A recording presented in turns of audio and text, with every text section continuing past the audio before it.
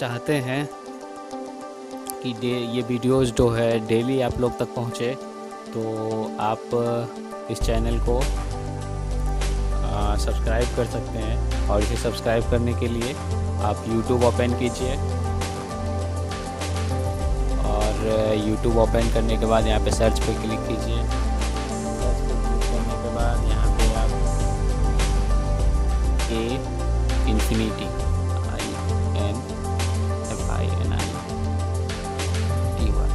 Infinity space दीजिए, study ये type करने के बाद इसको सर्च कीजिए।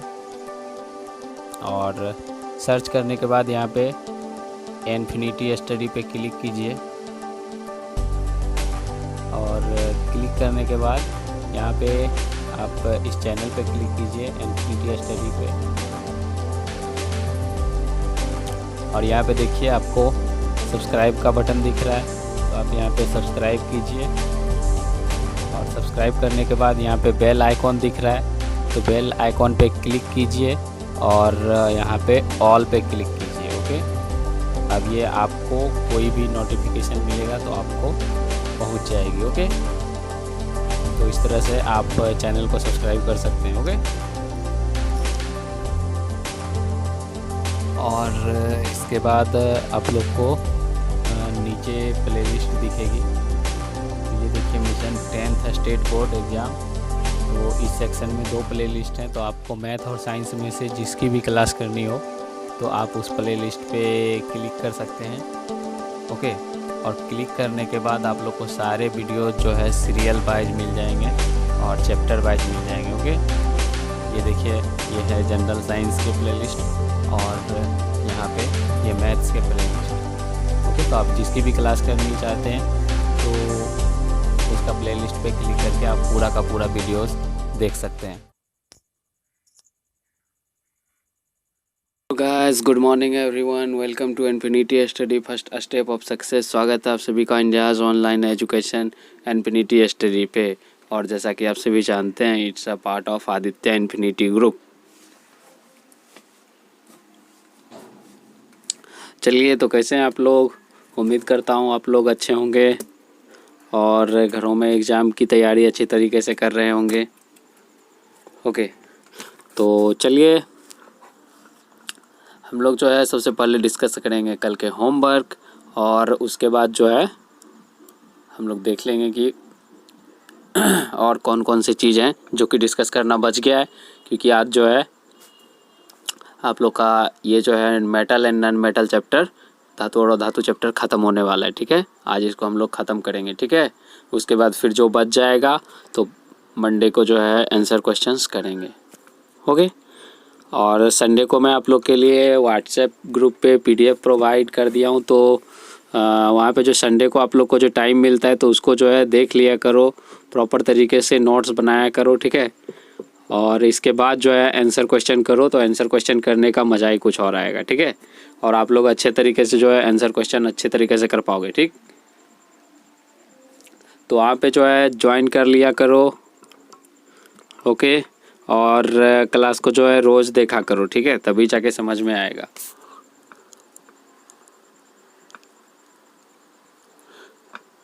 चलिए,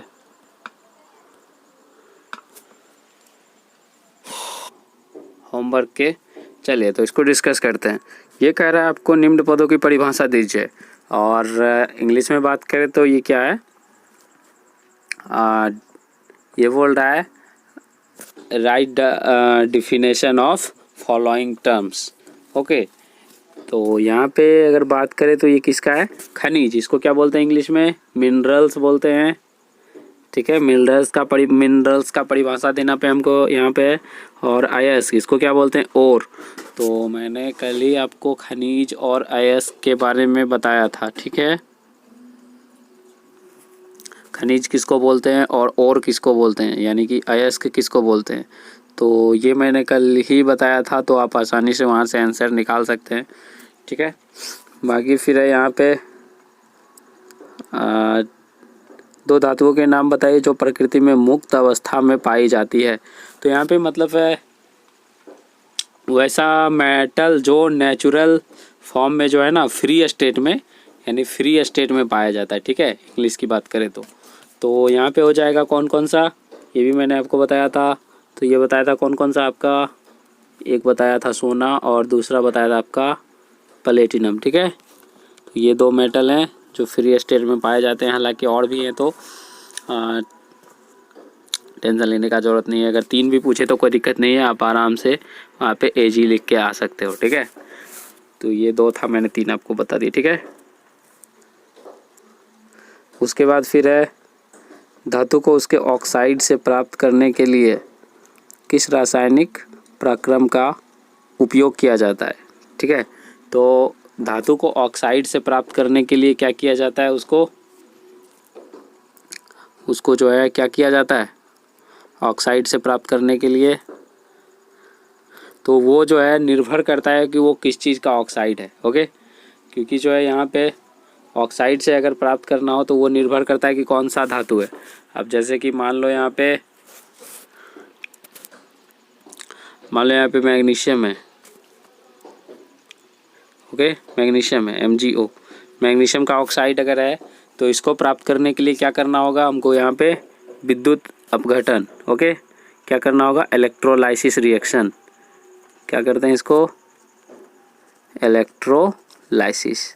तो आप इसका आंसर इलेक्ट्रोलाइसिस ही लिख दीजिए, कोई दिक्कत नहीं है, ठीक है,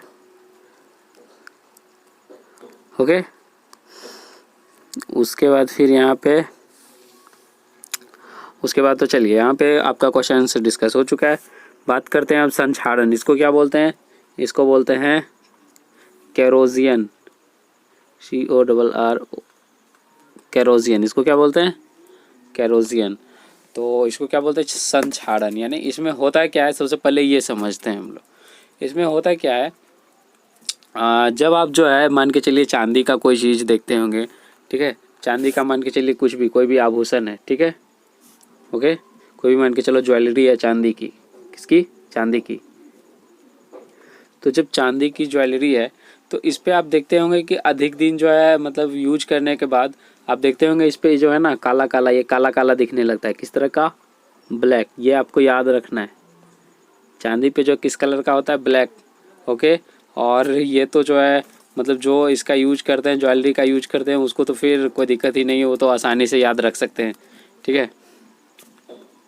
यहाँ पे गर्ल्स लोग के लिए तो कोई दिक्कत ही नहीं है, ओके। तो ये तो आसानी से जानते होंगे, ओके। तो चांदी का कोई भी चीज़ जो है ये कैसा होता है, ब्लैक होता है, यानी काला होता है। उसके बाद फिर बात करें यहाँ पे कॉपर, तो कॉपर पे जो है किस चीज़ का परत बैठता है, कॉपर पे बैठता है आपका सल्फ़र का परत बैठ जाता है। और ये किस कलर का हो जाता है, ये हो जाता है हरा कलर का। ये किस कलर का हो जाता है, हरा कलर का हो जाता है, ठीक है, ग्रीन कलर का, ओके। फिर उसके बाद बात करें हम यहाँ पे आयरन का, तो आयरन पे किस कलर का बैठता है, ये जो है इस पे ऑक्सीजन के कारण जो है, ऑक्सीजन और क्या बोलते हैं, जल, यानी नम वायु जिसको बोलते हैं, आर्द्र वायु भी बोल सकते हैं उसको, ओके, यानी मॉइस्चर जिसको बोलते हैं, इंग्लिश में मॉइस्चर बोला जाता है। तो वो जो है ना मॉइस्चर एयर के कारण जो बैठता है, ओके। तो ये जो है किस कलर का दिखता है, ये आपका ब्राउन कलर का दिखता है, भूरा कलर का दिखता है, ठीक है, भूरा कलर का दिखता है, ठीक है। तो भूरे कलर का दिखता है, इसको क्या बोलते हैं, जंग बोलते हैं, ओके, इसको क्या बोलते हैं, जंग बोलते हैं। और इंग्लिश में इसको कैरोजन बोलते हैं, ठीक है, कैरोजन, ओके। चलिए, तो इसके बाद जो है बात करें कैरोजन, तो आप लोग को समझ में आ गया होगा कि किसको बोलते हैं, ओके। तो यहाँ पे प्रॉपर तरीके से बोले तो कैरोजन जो है बोलते उसको है कि खुली धातु में, ठीक है, खुली धातु में या खुली वायु में होगा यहाँ पे। तो मतलब ओपनली वातावरण जो होता है ना, तो वहाँ का बात कर रहा है ये। तो नेचुरली तरीके से अगर इसको खुला छोड़ देंगे ना, कोई भी चीज़ हो, चाहे मेटल का बात कर रहे हैं हम, तो यहाँ पे चाहे सिल्वर हो या फिर आपका कॉपर हो या फिर लोहा हो, एल्युमिनियम हो, तो इन सब पे जो है ना अलग अलग एक परत बैठ जाता है। जैसे कि कॉपर पे मैंने बताया अभी आपको कॉपर पे मैंने बताया सल्फर का परत बैठता है, इस पे हरा रंग का परत बैठता है कॉपर पे। आप कोई भी देख लीजिएगा तांबा का जिसके यहाँ कुछ भी है ना, तो आप देख लीजिएगा उस पर हरा कलर का जो है परत बैठ जाता है, ठीक है। यानी हरा कलर का लेयर जो है बैठ जाता है, उसको लेयर बोलते हैं, ठीक है, लेयर। तो हरा कलर का परत बैठता है उस पर। और चांदी पे किस कलर का, ब्लैक कलर का, ये मैंने अभी आपको बताया था। और उसके बाद फिर लोहा पे किस कलर का, भूरे कलर का बैठता है, इसको क्या बोलते हैं, जंग बोलते हैं, ठीक है। जो भूरा कलर का रहता है लोहा पे तो वो जंग। और ये जो है ये तीनों क्या करते हैं, ये तीनों जो है मेटल को धीरे धीरे जो है ना खोखला करने का काम करता है। खोखला करने का काम मतलब यहाँ पे है यानी कि संक्षारित कर देता है। मैंने आपको संक्षारण जो है इसके पहले भी पढ़ाया था, ठीक है। तो ये क्या करता है, मेटल को संक्षारित कर देता है। तो इसी को बचाने के लिए जो है कुछ रूल्स हैं, कुछ उपाय हैं, तो उसी के बारे में हम लोग जानेंगे। ओके, तो यहाँ पे संक्षारण अब आप लोग को अच्छे से समझ में आ गया होगा किसको बोलते हैं, ठीक है। यहाँ पे चलिए संक्षारण की बात करें तो यहाँ पे और ज़्यादा कुछ नहीं है आप लोग के लिए।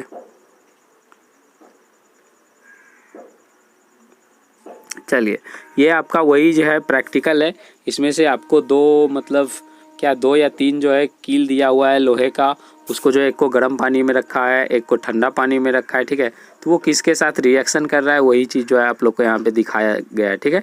उसके बाद फिर यहाँ पे बात करें तो इसका सुरक्षा, ओके, संक्षारण से सुरक्षा किस प्रकार से हो सकती है, यानी कैरोजियन से बचाव, प्रिवेंटिव क्या है, प्रिवेंशन, इसको क्या बोलते हैं, प्रिवेंशन ऑफ कैरोजियन, यानी कि संक्षारण से सुरक्षा, ठीक है।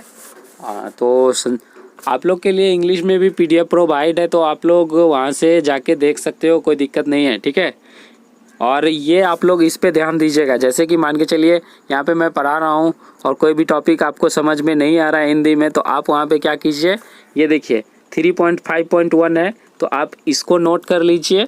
और उसके बाद जो है वहाँ पे इंग्लिश मीडियम वाला जो है तो वहाँ पे PDF में आप इसको देख लीजिए, इसको फिर अच्छे तरीके से पढ़ लीजिए, आपको समझ में आ जाएगा कि मैं क्या बोल रहा हूँ, ठीक है। हाँ, जिसको हिंदी अच्छी तरीके से समझ में नहीं आती है मैं उसके लिए बोल रहा हूँ, ओके। तो चलिए बात करते हैं यहाँ पे। देखिए यहाँ पे दोनों मीडियम्स के स्टूडेंट हैं, इसलिए जो है दोनों चीज़ को मिला के चलना होता है, दोनों चीज़ को बैलेंस करके चलना होता है, ओके। तो इस वजह से जो है आप लोग हिंदी इंग्लिश का इशू मत बनाइए, ओके। आप लोग बस टर्म समझने का कोशिश कीजिए कि आखिर मैं बोलना क्या चाह रहा हूँ, समझाना क्या चाह रहा हूँ। और अगर समझ में नहीं आए तो आप कमेंट कर सकते हैं, ओके।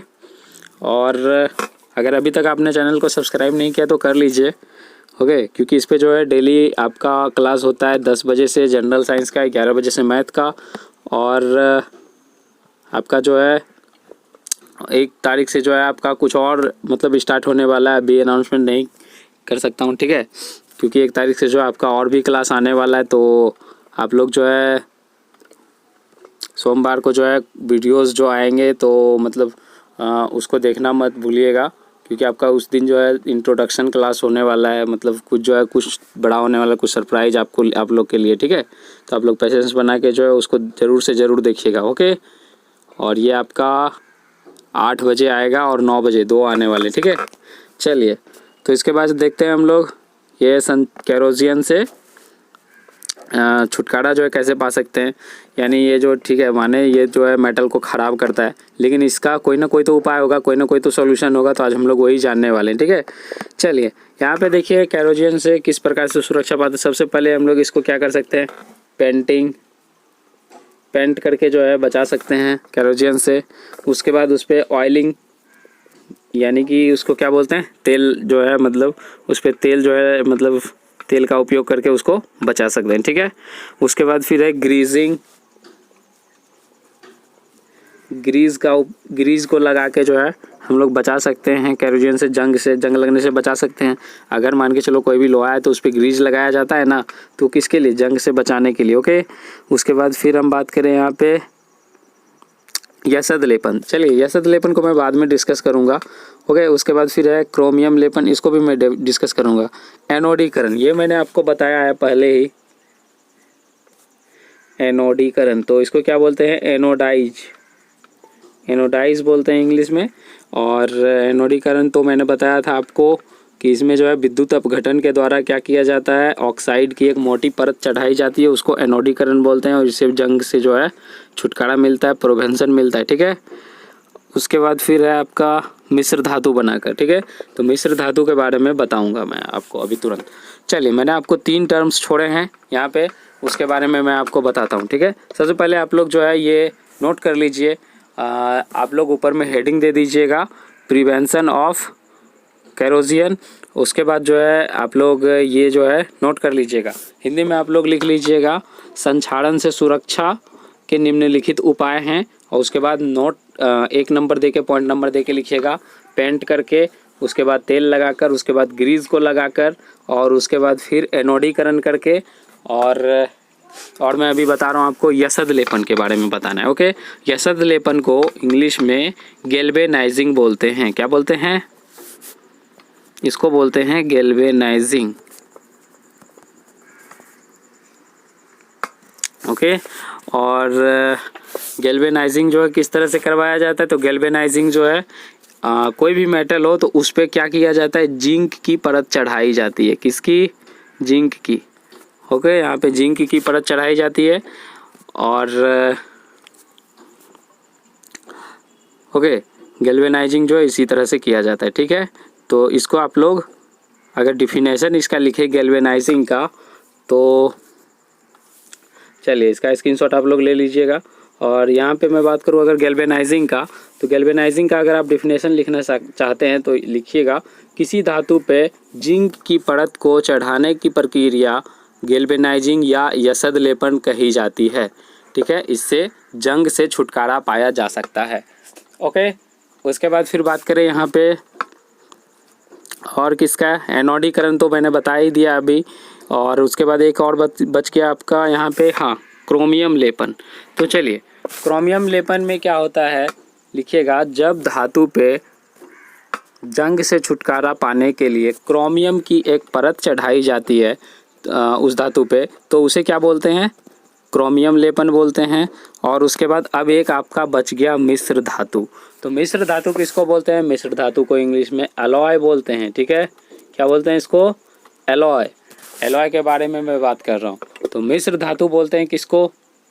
जैसे कि 2 धातु है, उसको जो है क्या किया जाता है, सबसे पहले मान के चलो एक पीतल। चलिए मैं एक एलॉय के बारे में आपको बताता हूँ। सबसे पहले पीतल। पीतल तो आप सभी ने देखा होगा, पीतल का बर्तन आप लोग के घर में होगा, क्योंकि ये जो है बहुत ही ओल्ड मटेरियल है। इसका यूज जो है बहुत सालों पहले से होता आ रहा है। ओके, तो बात करें यहाँ पे पीतल की, तो पीतल में जो है आपने कभी जो है जंग लगते हुए नहीं देखा। और इसके बाद जो है बात करें यहाँ पे, तो पीतल जो है बनता कैसे, ये जान लीजिए। पीतल जो है आपका बनता है जिंक और कॉपर, ये दोनों के मिश्रण से बनता है। तो ये दोनों को किया क्या जाता है, तो देखिए क्या किया जाता है कि जिंक को जो है सबसे पहले गलाया जाता है। इसका जो है गलनांक काफ़ी हाई होता है, तो इसको जो है क्या किया जाता है, इसको सबसे पहले मेल्ट किया जाता है। इंग्लिश में उसको मेल्ट बोलते हैं, मेल्टिंग। तो मेल्ट किया जाता है यानी गलाया जाता है। गलाने के बाद जो है दोनों को गलाया जाता है और दोनों को एक निश्चित अनुपात में मिलाया जाता है, और दोनों को मिला के क्या बनता है, पीतल बनता है, यानी मेटल बनता है। हाँ, पीतल बनता है। ओके, जिसको क्या बोलते हैं इंग्लिश में, ब्रास। इसको इंग्लिश में क्या बोलते हैं, ब्रास। ठीक है, मैं अभी ब्रास का बात कर रहा हूँ। तो ये क्या बनता है, दोनों को मेल्टिंग करने के बाद ब्रास का जो है फॉर्मेशन होता है। ओके, तो यहाँ पे ब्रास जो बनता है, और इसका यूज जो आप लोग देखे होंगे घर में बहुत तरीके से मतलब किया जाता है। ठीक है, चलिए, तो इसके बाद जो है पीतल के बाद ये अब आप लोग को एलॉय समझ में आ गया होगा किसको बोलते हैं। तो एलॉय की बात करें यहाँ पे, तो हो गया ये आपका एलॉय की परिभाषा, डिफिनेशन आप लोग लिखिएगा इस तरह से कि जब 2 या 2 से अधिक धातु को एक निश्चित अनुपात में मिलाया जाता है तो उससे मिलकर जो नया धातु प्राप्त होता है, ठीक है, उसे क्या बोलते हैं, मिश्र धातु बोलते हैं। ठीक है, या इंग्लिश में एलॉय बोलते हैं। ओके, यानी 2 मेटल को क्या करेंगे, जब मेल्ट करके उसको मिलाएंगे तो उससे जो मेटल न्यू मेटल प्राप्त होगा, ऑब्टेन होगा, तो उसको हम लोग क्या बोलेंगे, एलॉय बोलते हैं। ओके, चलिए इसके बाद फिर बात करें यहाँ पे एलॉय के बारे में आप लोग को पता लग गया। और यहाँ पे मैंने गैल्वेनाइजिंग यानी इसको क्या बोलते हैं हिंदी में यसद लेपन बोलते हैं गैल्वेनाइजिंग को, ठीक है। गैल्वेनाइजिंग जिस पे जिंक की परत मैंने चढ़ाने के लिए बोला था तो उसको यसद लेपन बोलते हैं या फिर गैल्वेनाइजिंग बोलते हैं, ठीक है। चलिए, इंग्लिश में गैल्वेनाइजिंग और हिंदी में यसद लेपन, ओके। अच्छा, कभी कभी जो है यहाँ पे आप लोग का जस्ट ए मिनट,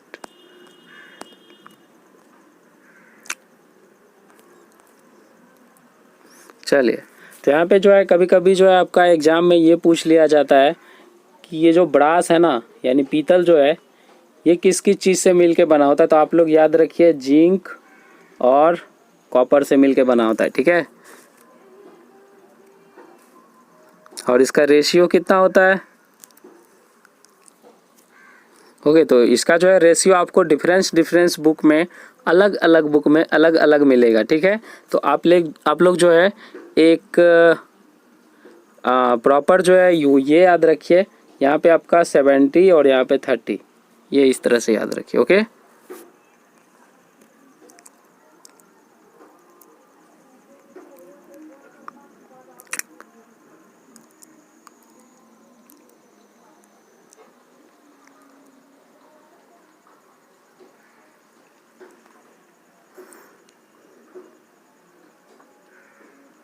अच्छा, एक चीज़ और यहाँ पे आप लोग का हेडिंग देखिए, प्योर जो है प्योर मेटल का जो है वो क्या नहीं बनाया जाता है, प्योर मेटल का ज्वेलरी यानी यहाँ पे शुद्ध सोने का जो है आभूषण नहीं बनाया जाता है। तो ये क्यों नहीं बनाया जाता है, चलिए इसके बारे में मैंने आपको पहले बताया है पहले क्लास में, फिर भी अभी जो है आप लोग का हेडिंग है तो चलिए बता देता हूँ। तो यहाँ पे जो है शुद्ध सोना कितना कैरेट का होता है, 24 कैरेट का होता है। सबसे पहले ये जान लीजिए, यहाँ से भी ये क्वेश्चन निकल के आ रहा है। तो ये बात मैं आप लोग को थ्योरी के साथ साथ ऑब्जेक्टिव भी करवाते जा रहा हूँ, और इसी से जो है ऑब्जेक्टिव कहीं और से नहीं आता है, ऑब्जेक्टिव यहीं से बनता है, ठीक है। आप लोग थ्योरी को अच्छे तरह से पढ़िए तो आपका ऑब्जेक्टिव जो है खुद ब खुद सॉल्व हो जाएगा और आपको ऑब्जेक्टिव याद करने की कोई ज़रूरत नहीं पड़ेगी, ठीक है। यहाँ पे बात करें, क्योंकि ये क्वेश्चन भी जो है आप लोग का बहुत बार पूछा जाता है कि शुद्ध सोना कितने कैरेट का होता है। तो ये आप लोग 24 कैरेट यहाँ पे आसानी से मैं आप लोग को इसीलिए बता दूँ, ऐसा नहीं है कि मेरा बताया हुआ हर एक पॉइंट जो है उसमें से ऑब्जेक्टिव निकलता है। तो आप लोग हर एक बात पे ध्यान दीजिए और क्लास में कंसंट्रेशन बना के रखिए, ठीक है। चलिए, तो यहाँ पे मैं बात करूँ, शुद्ध सोना जो है 24 कैरेट का होता है सबसे पहले नंबर, और 24 कैरेट का जो है वो ज्वेलरी नहीं बनाते हैं। कोई भी मतलब 24 कैरेट का ज्वेलरी नहीं आपको दिखेगी मार्केट में। और ऐसा इसलिए नहीं दिखेगी क्योंकि 24 कैरेट जो सोना होता है ना वो काफ़ी ज़्यादा सॉफ्ट होते हैं। क्या होते हैं वो? सॉफ्ट, यानी पूरा सॉफ्ट होते हैं। उसको अगर आसानी से दबा दिया जाए ना तो वो एकदम चिपटा हो जाएगा, ठीक है, इतना सॉफ्ट होते हैं। तो इसी सॉफ्ट को जो है ना, इसी सॉफ्टनेस को, यानी ये इतने मुलायम होते हैं कि आसानी से दब जाते हैं। तो इसको जो है क्या किया जाता है, इसको जो है हार्ड करने के लिए इसमें क्या मिलाया जाता है, या तो कॉपर मिलाया जाता है या फिर सिल्वर मिलाया जाता है। चलिए, सॉरी यहाँ पे लिखा गया ऐसा है सिलिकॉन का, ये आपका सिल्वर का एजी होता है, ओके। या तो कॉपर या फिर सिल्वर, ये दोनों मेटल में से कोई एक मेटल मिलाया जाता है, ठीक है। तो अब आप लोग जो है पुराने ज़माने के जो लोग होते हैं उसके मुंह से सुना होगा आप लोगों ने, आप लोग के जो बड़े बुजुर्ग लोग होते हैं तो वो बोलते होंगे क्या, जो है गोल्ड थोड़ा सा हल्का लाल जो दिखता है, हल्का रेड कलर का दिखता है, वो बोलते होंगे आप लोग के घरों में, या मतलब बड़े बुजुर्ग बोलते होंगे ये जो है ना थोड़ा सा अच्छा सोना है, ठीक है। क्या बोलते होंगे, ये जो है अच्छा सोना है। जबकि ऐसा कुछ नहीं होता है, उसमें कॉपर की मात्रा होती है, इसके वजह से वो जो है थोड़ा लाल दिखता है। और वो जो थोड़ा सा हल्का उजला दिखते हैं वो पूरा मतलब पूरे तरह से प्योर नहीं।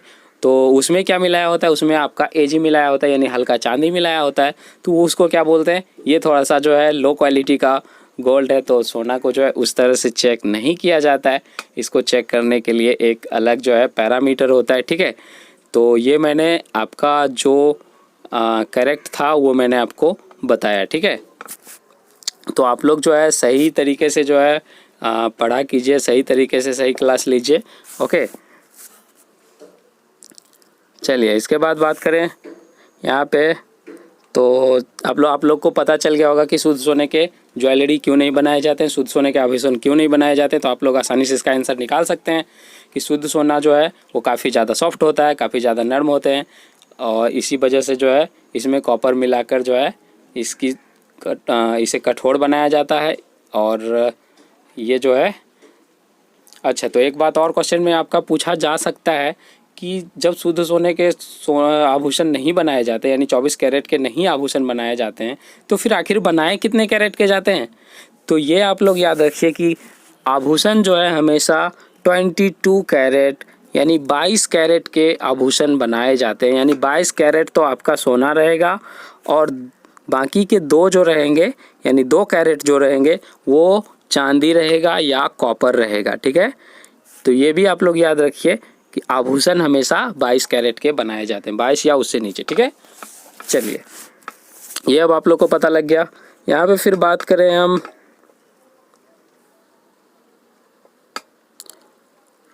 अमलगम की बात करें। चलिए, अमलगम किसको बोलते हैं, तो अमलगम को इंग्लिश में भी अमलगम ही बोला जाता है। ओके, तो यहाँ पे टेंशन लेने वाली कोई बात नहीं है। तो अमलगम बोलते किसको हैं, तो आप लोग को ये किस चीज़ का फॉर्मूला है आप लोग बताइए।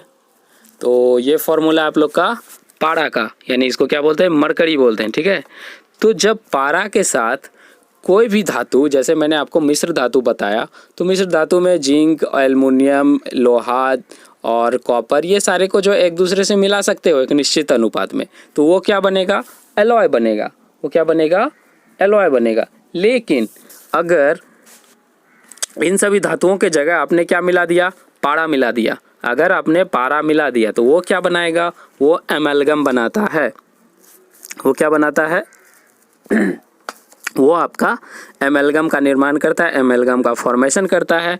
ठीक है, तो एमलगम किससे बनता है, एमलगम आपका मरकरी से बनता है। ठीक है, तो यहाँ पे आप लोग देख लीजिए, जब कोई धातु पारद से उसके मिश्र धातु को एमलगम बोलते हैं। ठीक है, यानी जब कोई धातु पारद के साथ मिलता है तो उसको एमलगम बोलते हैं। एक चीज़ और आप लोग का क्वेश्चन में पूछा जाता है कि धातु जो है किस चीज़ के साथ एमलगम नहीं बनाती है, यानी पारा जो है किस चीज़ के साथ एमलगम नहीं बनाती है। तो ये आपको याद रखना है, ये जो है ना लोहा के साथ एमलगम नहीं बनाती है। ठीक है, आयरन Fe, ये आप लोग को याद रखिए, एमलगम नहीं बनता है, पारा के साथ एमलगम नहीं बनेगा। ओके, और यहाँ पे एमलगम का जो है ना गलनांक जो है ये कम होता है, एमलगम का मेल्टिंग पॉइंट कम होता है। चलिए, यहाँ पे और ज़्यादा कुछ इम्पोर्टेंट नहीं है। उसके बाद फिर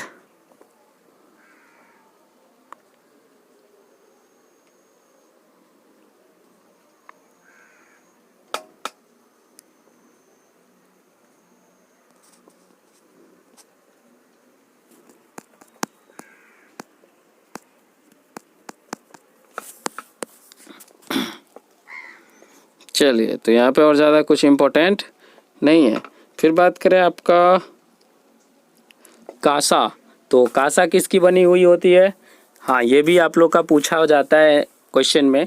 जैसे मैंने बताया था कासा, आप लोग कासा जो है किसका बना होता है, कासा जो बना होता है आपका कॉपर और इसमें टीन मिलाया जाता है। ठीक है, इसको क्या बोलते हैं, कासा बोलते हैं। ठीक है, इसको ब्रॉन्ज बोलते हैं इंग्लिश में, ब्रॉन्ज, ब्रॉन्ज। और ब्रास जो है किसको बोलते हैं, ब्रास बोलते हैं आपका, ब्रास बोलते हैं पीतल को। ठीक है, और इसमें क्या मिलाया जाता है, कॉपर और जिंक। ठीक है, तो ये आप लोग याद रखिए, कांसा अलग होता है, पीतल अलग होता है। ठीक है, चलिए उसके बाद फिर बात करें यहाँ पे एक चीज़ और जो है शोल्डर। शोल्डर के बारे में आप लोग थोड़ा सा जान लीजिए। जब कोई भी जो है ना, कोई भी जो है तार जो है जहाँ से टूटा हुआ रहता है, अब मशीन मैं आपका सर्किट का बात कर रहा हूँ यहाँ पे, इलेक्ट्रिक सर्किट का। तो इलेक्ट्रिक सर्किट में ज़्यादातर जो है ना उपयोग किया जाने वाला कौन सा धातु होता है, जो आपने सोल्डिंग किया हुआ देखा होगा। ठीक है, सोल्डिंग किया हुआ या सोल्डिंग करते हुए आप लोग देखा होगा। तो चलिए, वहाँ पे कौन सा मेटल रहता है, वहाँ पे आप लोग का रहता है पीबी। कौन सा, ये रहता है आपका पीबी, यानी लेड और टीन, ये दोनों का मिश्रण से बना हुआ होता है। इसकी गलनांक बहुत कम होती है, इसी वजह से ये आसानी से गल जाता है, ठीक है। और उसके बाद जो है वहाँ पे इसका उपयोग किसमें, सोल्डिंग में किया जाता है। मान लो ये एक वायर है, ये एक वायर है, ठीक है। ये दोनों को जोड़ना है, तो ये दोनों को जो है किसके, ये जो दोनों को अगर जोड़ने के लिए यहाँ पे जो है किस चीज़ को पिघला के दिया जाता है, तो ये दोनों को पिघलाने के लिए क्या किया जाता है, यहाँ पे वही क्या दिया जाता है, PB और SN। ओके, PB और, जस्ट ए मिनट, चलिए यहाँ पे क्या दिया जाता है, PB और SN का मिश्रण दिया जाता है, ठीक है। चलिए, तो ये हो गया। उसके बाद अब हम लोग जो है इसका आंसर है, जो कि ये आप लोग को होमवर्क में नहीं बल्कि आज ही आप लोग को यहाँ पे मैं करवा दे रहा हूँ। ओके, और इसमें हम लोग 3-4 ऑब्जेक्टिव क्वेश्चन भी करने वाले हैं, ठीक है। चलिए, तो यहाँ पे देखिए, जल्दी से आप लोग देखिए, ठीक है। ये क्या है आपका, जिंक, मैग्नीशियम एवं कॉपर, ठीक है। ये 3 चीज़ आप लोग को लेना है और इसको जो है क्या करवाना है, धातु ऑक्साइड को, ये इसका धातु ऑक्साइड लेना है, ठीक है। और इसको जो है अलग अलग अभिक्रिया करवाना है। तो अब आप लोग देखिए, जब क्या लिया जाता है, यहाँ पे जिंक ऑक्साइड लिया जाता है, ठीक है। जिंक ऑक्साइड को जिंक के साथ ही करवाएंगे, तो क्या ये अभिक्रिया करेगा, ये अभिक्रिया नहीं करेगा। यहाँ आप लोग लिखेंगे कोई अभिक्रिया नहीं, यहाँ पे आप लोग लिखेंगे ये मैग्नीशियम है, तो ये जो है जिंक से ज़्यादा अभिक्रियाशील होती है, तो ये क्या करेगा, जिंक यहाँ पे ऑक्सीजन को विस्थापित कर देगा और यहाँ पे क्या बना लेगा, MgO बना लेगा। यहाँ पे आप लोग लिखिएगा विस्थापन अभिक्रिया, यहाँ पे क्या लिखना है, विस्थापन, ठीक है, विस्थापन, ठीक है। और उसके बाद फिर बात करें यहाँ पे कॉपर, तो कॉपर के साथ भी ये अभिक्रिया नहीं करेगी, ठीक है, क्योंकि कॉपर जो है ये इससे अभिक्रिया, कॉपर से अभिक्रिया ज़्यादा होती है किसकी, जिंक की, तो ये भी अभिक्रिया नहीं, इसमें भी कोई अभिक्रिया नहीं, इसमें भी कोई अभिक्रिया नहीं, ठीक है। उसके बाद बात करें मैग्नीशियम ऑक्साइड की, मैग्नीशियम ऑक्साइड जिंक के साथ आसानी से अभिक्रिया करेगी। यहाँ पे क्या हो जाएगा, यहाँ पे विस्थापन हो जाएगा, ठीक है। चलिए, यहाँ पे विस्थापन हो जाएगा। और उसके बाद मैग्नीशियम के साथ अभिक्रिया नहीं करेगी और ये कॉपर के साथ भी अभिक्रिया नहीं करेगी, ठीक है। उसके बाद फिर बात करें कॉपर ऑक्साइड की, तो कॉपर जिंक के साथ अभिक्रिया नहीं करेगी। उसके बाद मैग्नीशियम के साथ अभिक्रिया करेगी, ये क्या करेगा, मैग्नीशियम जो है इसको विस्थापित कर देगा, ठीक है, मैग्नीशियम विस्थापित कर देगा, ठीक है, यानी यहाँ पे विस्थापन हो जाएगा। और यहाँ पे आपका कॉपर जो है कॉपर के साथ अभिक्रिया नहीं करेगी। चलिए, तो इस तरह से आप लोग अपना नोट्स बना लीजिएगा, इसका आंसर आप लोग को मिल गया। उसके बाद फिर नेक्स्ट बात करें, ये कह क्या रहा है आपका, तो ये कह रहा है आपका किस स्थिति में विस्थापन अभिक्रिया घटित हुई, तो किस स्थिति में हुई, तो जब जो है एक धातु की अभिक्रियाशीलता दूसरे धातु की अभिक्रियाशीलता से कम या ज़्यादा हो। जैसे कि यहाँ पे आप लोग को लिखना है क्या, एक मेटल की अभिक्रियाशीलता यानी one metal reactivity less than और मोर देन, ओके, तो तब जाके जो है ये विस्थापन अभिक्रिया यानी तब जाके डिस्प्लेसमेंट रिएक्शन पॉसिबल है। ओके, तो इस तरह से आप लोग नोट्स बना लीजिएगा, इसका ये आंसर आप लोग को मिल गया। उसके बाद फिर बात करें यहाँ पे कौन से धातु आसानी से संक्षारित नहीं होती है, तो आसानी से संक्षारित नहीं होती है तो वैसा सिंपल सा बात है, जो कम रिएक्शन करेगा वो कम संक्षारित होगा। तो मैंने आपको बताया था कौन सा धातु आसानी से संक्षारित नहीं होता है, आसानी से संक्षारित नहीं होता है आपका गोल्ड और प्लेटिनम, क्योंकि ये जो है इसकी रिएक्टिविटी बहुत कम होती है, इसकी अभिक्रियाशीलता बहुत कम होती है, तो ये आसानी से किसी चीज़ के साथ रिएक्शन करेंगे ही नहीं, और जब करेंगे नहीं तो संक्षारित नहीं होंगे। ठीक है, ये दोनों आप लोग का हो जाएगा आंसर। ओके, उसके बाद फिर बात करें यहाँ पे मिश्र धातु क्या है। यहाँ पे चलिए आप लोग को दिख रहा होगा एलॉय, एलॉय के बारे में पूछ रहा है। तो एलॉय के बारे में मैंने आपको अभी तुरंत बताया कि एलॉय क्या है, टू और मोर मेटल, ठीक है, यानी कि दो या दो से अधिक धातु को मिलाकर जो धातु बनता है तो उसको क्या बोलते हैं, मिश्र धातु बोलते हैं। ओके, चलिए तो यहाँ पे उसके बाद फिर है ये आप लोग के कुछ ऑब्जेक्टिव्स है, तो इसको जो है करना है आप लोग को ओके, यहाँ पे मैं ज़्यादा नहीं, बस कितना 1 2 और 3 है, यहाँ पे 4 ऑब्जेक्टिव है, इसको बस मैं करवाऊँगा। उसके बाद फिर बाकी के क्वेश्चन जो है हम लोग अगले दिन करेंगे, ठीक है। चलिए, तो यहाँ पे मैं बात करूँ, निम्न में से कौन सा जो है युगल विस्थापन अभिक्रिया प्रदर्शित करता है। युगल विस्थापन करने का मतलब है डिस्प्लेसमेंट रिएक्शन, डिस्प्लेसमेंट रिएक्शन। तो यहाँ पे देखिए NaCl की अभिक्रिया किसके साथ है, कॉपर के साथ। तो सिंपल सा बात है, कॉपर जो है सोडियम जो है अधिक अभिक्रियाशील है, तो कॉपर जो है कॉपर के साथ अभिक्रियाशील क्यों करेगी, तो ये आपका ऑप्शन गलत हो जाएगा। उसके बाद फिर है MgCl2, उसके बाद एल्युमिनियम। तो सिंपल सा बात है, एल्युमिनियम ज़्यादा अभिक्रियाशील है और एल्युमिनियम नहीं, यहाँ पे मैग्नीशियम ज़्यादा अभिक्रियाशील है, एल्युमिनियम उससे कम है। तो ये जो है कम वाला के साथ क्यों अभिक्रिया करेगी, जिसके पास ज़्यादा है उसके पास तो रहेगी ना। उसके बाद फिर हो गया यहाँ पे फेरस, FeSO4, यानी फेरस का बात हो रहा है यहाँ पे। तो फेरस ऑक्साइड क्या करेगा, फेरस ऑक्साइड को किससे करवा रहा है, सिल्वर से। तो आप जानते हैं सिल्वर की अभिक्रियाशीलता बहुत कम होती है फेरस के तुलना में, तो ये भी अभिक्रियाशील नहीं होगी, ये भी अभिक्रिया नहीं करेगी। उसके बाद बात करें चांदी और कॉपर की, तो ये जो है अभिक्रिया कर लेगी। ये क्यों करेगा, क्योंकि चांदी की अभिक्रियाशीलता कम होती है और कॉपर की अधिक होती है। तो आपका आंसर किसके साथ चला जाएगा, डी के साथ, ठीक है। क्यों गया डी के साथ, ये मैंने आपको डिस्कस कर दिया, ठीक है।